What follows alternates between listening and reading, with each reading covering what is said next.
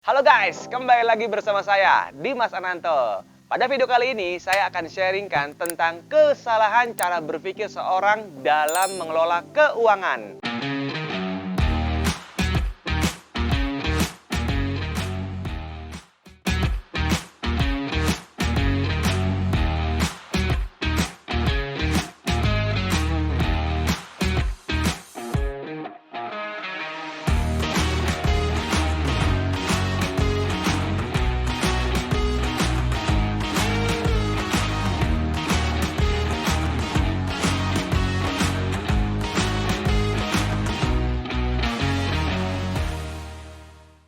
Sebenarnya, ini yang menyangkut yang namanya kebiasaan.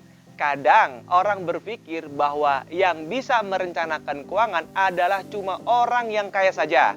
Atau orang yang punya duit lah minimal gitu ya, baru bisa direncanakan.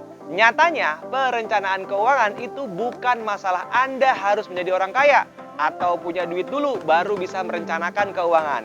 Perencanaan keuangan jangan tunggu kejadian dulu baru direncanakan. Ibaratnya gini nih, kita punya fondasi yang kuat sehingga bisa menopang seluruh kebutuhan. Ya, kadang kita jadi orang yang terlalu kebanyakan mikir, betul nggak? Mikir dalam hal, nih uang mau direncanain untuk apa? Tujuannya nggak tahu apa. Atau misalkan nggak punya keinginan lah yang akhirnya nggak buat perencanaan keuangan. Padahal ya, keuangan itu nggak perlu ada rencana atau tujuan buat apa. Tapi yang jelas keuangan itu selalu diperlukan sampai kapanpun. Jangan nunggu punya tujuan dulu baru direncanakan keuangannya. Itu salah besar, bos. Contohnya gini, dalam kehidupan sehari-hari, apakah Anda harus ditilang dulu nih baru Anda lengkap membawa helm dan SIM? Enggak kan? Nah ini dia contoh hal yang nggak harus direncanain tapi udah pasti kewajiban. Sama halnya dengan keuangan kita. Nggak perlu banyak mikir tujuannya buat apa. Intinya adalah buat masa depan kita. Padahal ya, mau seberapapun income yang didapat tiap bulannya, entah 2 juta, 3 juta, 4 juta, atau 5 juta, masih tetap bisa menyisihkan 20-30%. Nah, pertanyaannya, Anda mau disiplin atau enggak? Karena mungkin kebanyakan orang yang kalau udah merasa punya income, malah keinginannya banyak. Gaya hidupnya juga bertambah. Gengsinya diutamain nih. Ibaratnya itu kalau merasa, wah saya sudah punya banyak penghasilan nih. Kalau habis masih ada bulan depan ya. Mereka sampai lupa menyisihkan.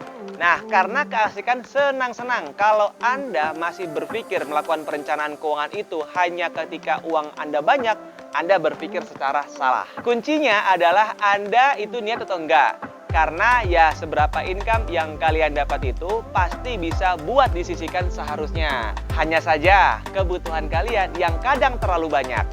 Padahal belum tentu bermanfaat. Nah, itu juga yang membuat orang-orang selalu gagal melakukan perencanaan keuangan.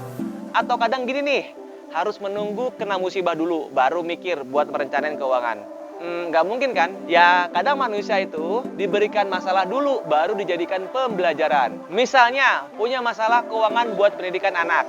Di situ Anda keadaannya nggak punya uang nih. Nah ujung-ujungnya apa? Ayo ngutang. Nah kan buat repot Anda sendiri. Padahal kan yang namanya pendidikan itu udah jadi kewajiban.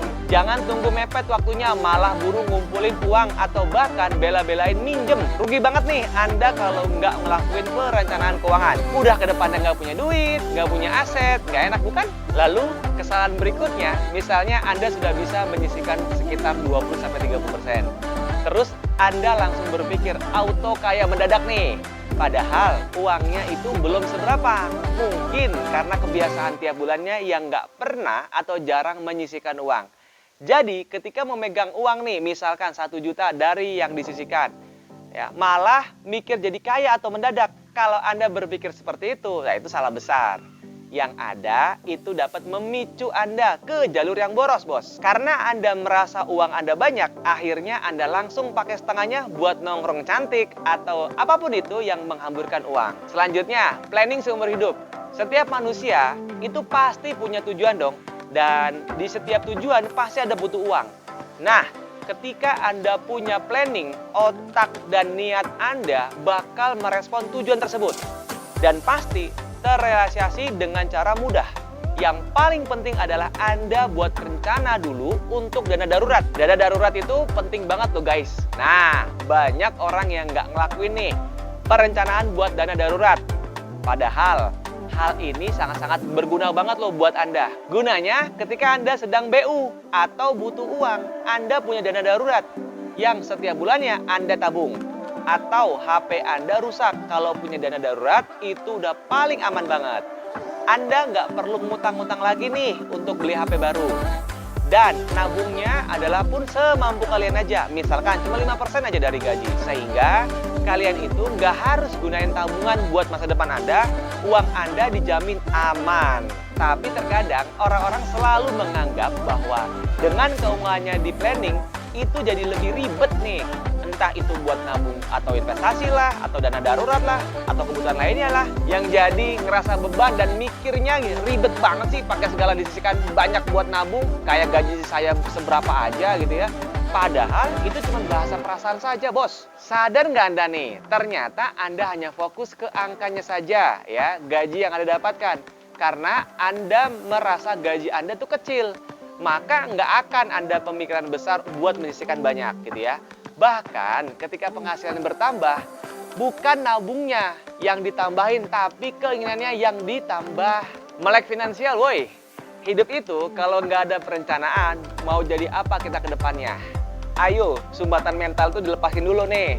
Jangan suka ngedepankan gengsi. Nggak apa-apa, hidup kita sederhana dulu, tapi akhirnya punya aset. Daripada hidup dengan kemewahan sementara, tapi akhirnya nggak punya apa-apa. Sengsara Anda jika nggak punya apa-apa. Apalagi buat ngelakuin hal yang sesimpel perencanaan keuangan aja susah. Ingat, lebih baik hidup kita sederhana. Orang kaya itu sederhana.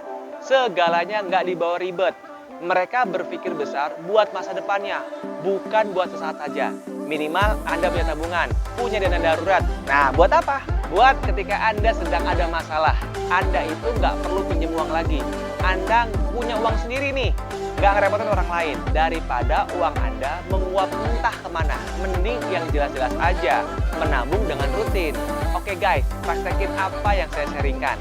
Itu buat kebaikan diri sendiri juga kok. Dan jangan lupa bantu share ke teman-temannya atau keluarganya, karena pintar jangan hanya sendiri. Saya Dimas Ananto, semoga bermanfaat. Salam mantap.